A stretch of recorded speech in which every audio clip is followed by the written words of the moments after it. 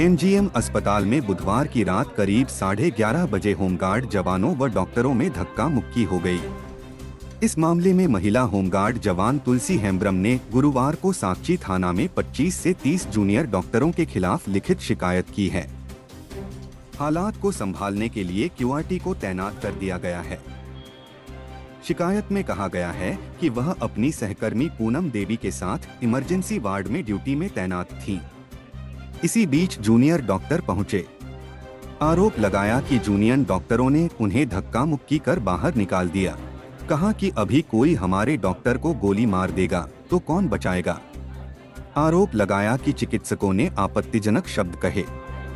Shift प्रभारी प्रमोद कुमार गिरी बीच बचाव करने पहुंचे तो डॉक्टरों ने उनके साथ भी मारपीट की। इस मामले में दोषियों के खिलाफ कार्रवाई की मांग की गई है। होमगार्ड जवानों ने गुरुवार को अस्पताल अधीक्षक से मुलाकात की घटना पर आक्रोश जताते हुए मांग पत्र सौंपा। बातचीत के दौरान होमगार्ड के जवान भड़क गए और हंगामा किया।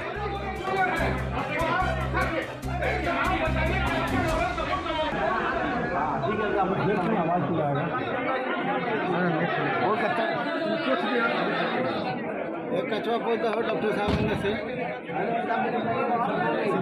आगे के क्या कदम आप लोगों? इनका नाम तुलसी हेम्ब्रम है। कल ये इमरजेंसी में ड्यूटी पे प्रतिनियुक्त थी और इनके साथ एक पूनम देवी भी थी। और ये जब वहाँ पर ड्यूटी पे थे तो डॉक्टर आए थे, पीए खा के डॉक्टर आए थे। इमरजेंसी में कम से कम 20 डॉक्टर थे। उसके बाद में इनसे गाली गलौज की है, इनको जंगली हारी बूटी जो मन आया आदिवासी सब बोल दिए, भगा दिए। बोले जेंट्स जवान लेकर के आइए। जेंट्स जवान आने के बाद ही बोले तुम लोग कोई यहाँ ड्यूटी मत करो, यहाँ से जाओ। क्या होगा?